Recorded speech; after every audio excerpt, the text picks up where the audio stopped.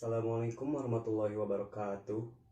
Perkenalkan, nama saya Sandi Haikal Mustafa dengan NIM J3J117142 dari Program Studi Manajemen Agribisnis 54. Pada kesempatan kali ini, saya akan mempresentasikan tentang hasil kajian pengembangan bisnis saya dengan judul Pengembangan Digital Marketing pada PT Sayuran Siap Saji dengan menggunakan metode bisnis model Canvas.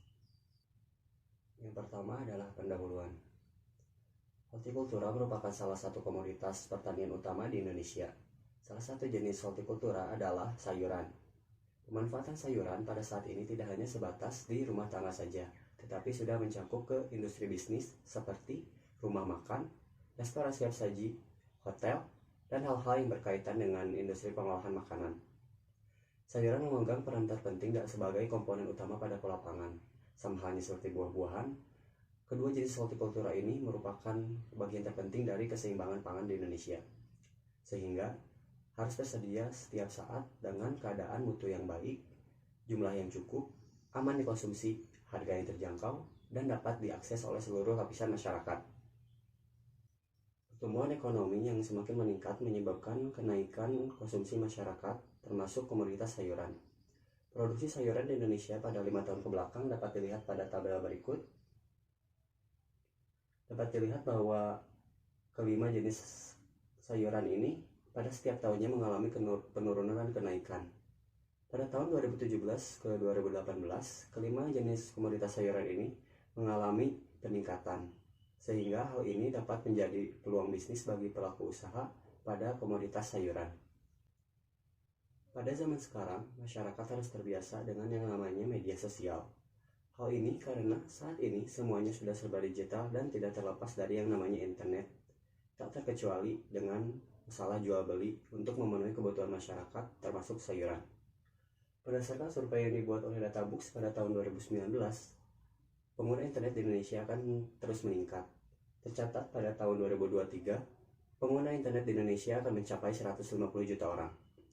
Oleh karena itu, PT Sayuran Siap Saji selaku pelaku usaha pada bidang sayuran perlu mengembangkan pemasarannya dengan menggunakan media elektronik dan media sosial untuk meningkatkan hasil penjualannya. Tujuan: berdasarkan latar belakang yang telah dipaparkan sebelumnya, maka tujuan dari kajian pengembangan bisnis ini adalah mengidentifikasi faktor-faktor lingkungan internal dan eksternal yang mempengaruhi usaha PT Sayuran Siap Saji dan merumuskan alternatif strategi pengembangan bisnis yang dapat diterapkan perusahaan dalam pengembangan bisnis pada PT Sayuran Siap Saji. Keragaan perusahaan. Sejarah perusahaan. Pada awal berdiri, nama perusahaan ini adalah PT Saung Mirwan yang berdiri pada tahun 1986. Nama pemilik dari PT Saung Mirwan ini adalah Bapak Tatang Hadinata. PT Saung Mirwan pernah bekerjasama dengan pihak asing dari Belanda yaitu Hessing yang menyuplai beberapa peralatan untuk produksi. Kemudian pada tahun 2010, seluruh saham dari PT Saung Mirwan dibeli oleh Pak Arif dan Pak Ari yang kemudian berganti nama menjadi PT Sayuran Siap Saji. Pada saat ini PT Sayuran Siap Saji menyuplai beberapa olahan sayuran yang berfokus dengan bisnis to bisnis ke restoran siap saji. Selanjutnya, aspek organisasi dan manajemen. Dapat dilihat pada struktur organisasi tersebut bahwa paling atas itu ada direktur presiden yaitu selaku pemilik saham yaitu Pak Arif dan Pak Ari. Lalu di bawahnya ada direktur operasional yang mengatur segala operasional di perusahaan. Lalu di bawahnya ada beberapa manajer seperti logistik and partnership manager, lalu ada finance and control manager, ada marketing and sales manager, personel atau HRD, dan production manager. Hasil dan pembahasan. Bisnis model Canvas potensi dari usaha PT Sayuran Siap Saji dapat dilihat pada gambar berikut.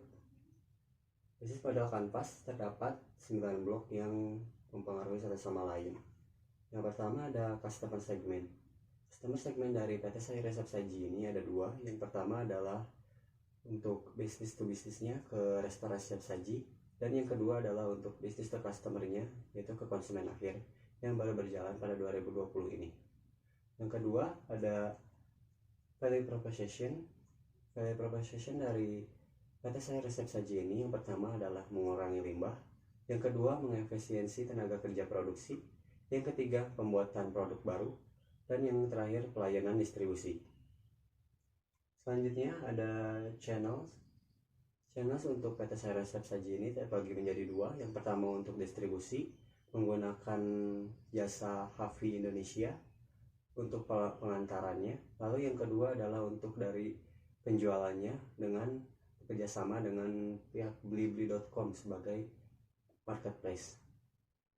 Selanjutnya customer relationship yang terbagi menjadi dua. Untuk yang pertama, restoran siap saji, yaitu untuk bisnis to bisnis berupa bantuan personal via WhatsApp dan email. Dan yang kedua, untuk konsumen akhir, yaitu bisnis to customer berupa layanan otomatis via blibli.com. Selanjutnya ada revenue stream. Keuntungan yang didapat oleh PT Sayuran Siap Saji ada dua. Yang pertama, keuntungan dari bisnis ke bisnis atau ke restoran siap saji, yaitu sebesar 10%. Dan yang kedua, untuk bisnis to customer, yaitu ke konsumen akhir, keuntungan yang didapatnya adalah 20%. Selanjutnya ada key research. Yang pertama ada sumber daya fisik. Untuk bangunan kantornya terdiri menjadi ruang penerimaan sayur, ruang penyimpanan bahan baku, ruang ganti pakaian, ruang pencucian, ruang pengemasan, ruang penyimpanan barang siap kirim, dan ruang kantor. Lalu ada mes putra, mes putri, musola, bengkel, parkiran, dan greenhouse.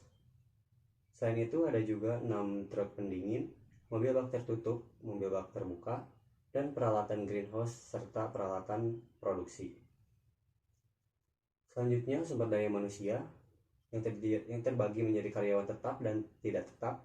Untuk karyawan tetapnya sendiri ada 3 orang direktur, 6 kepala bagian, dan 48 staf. Untuk karyawan tidak tetap ada 86 karyawan produksi dan 14 supir dan kenek.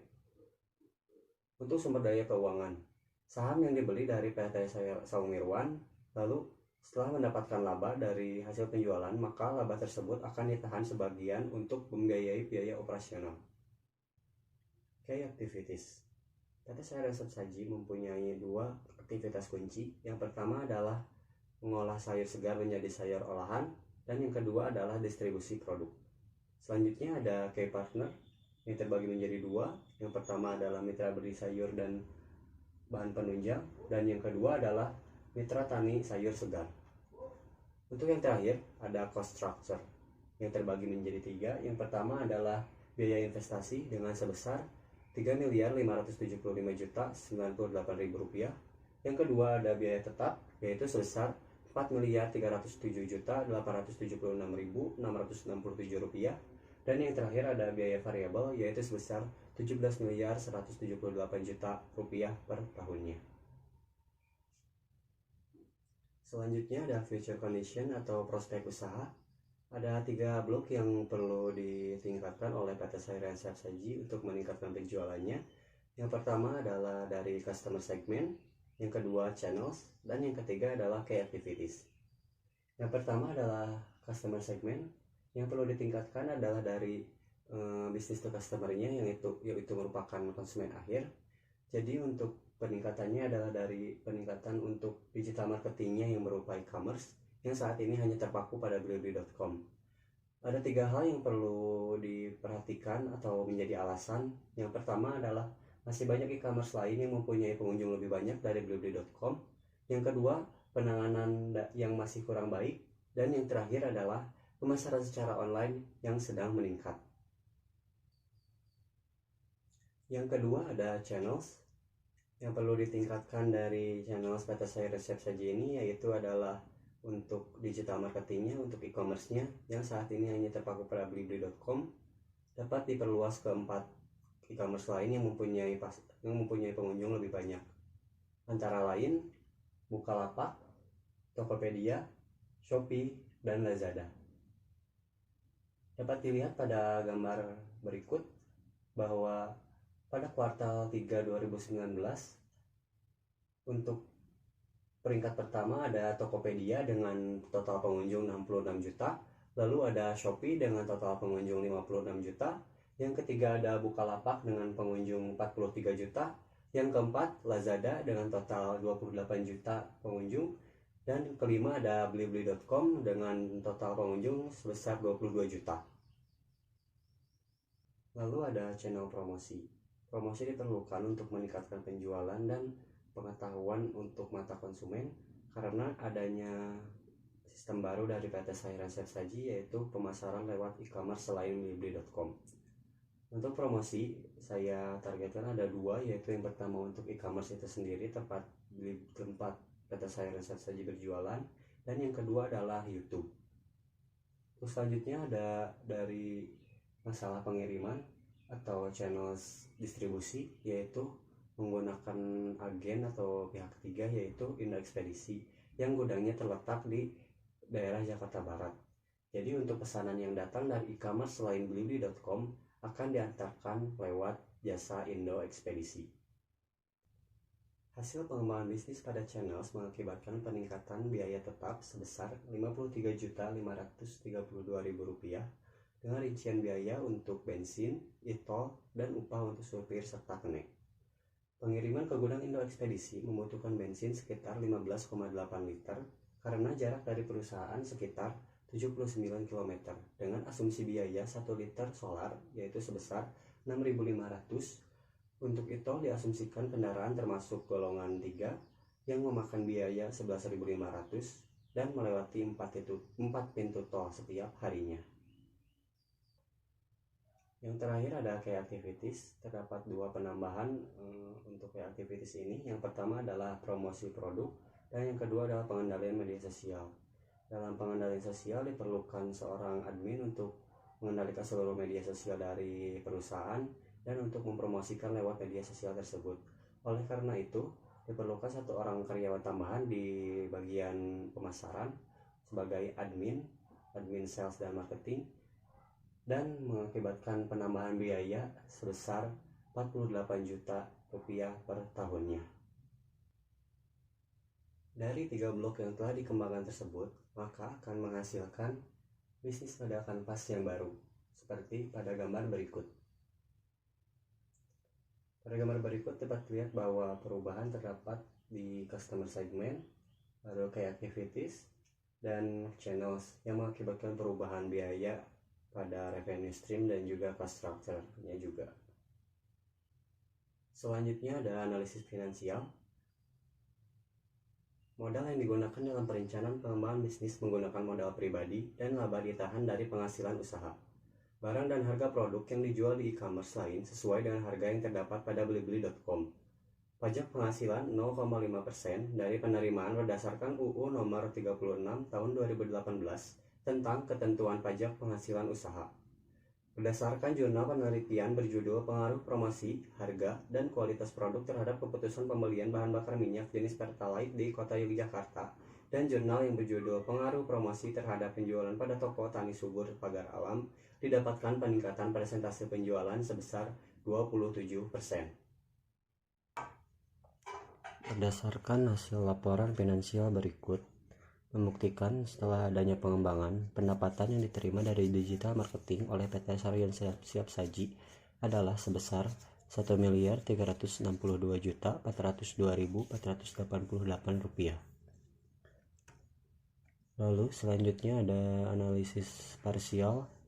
Untuk yang B2C-nya terdapat perbandingan untuk penjualannya sebesar Rp1.299.688.088. Lalu ada perbandingan total biaya produksinya sekitar Rp1.121.110.950. Lalu ada perbandingan laba bersih sekitar Rp178.577.138.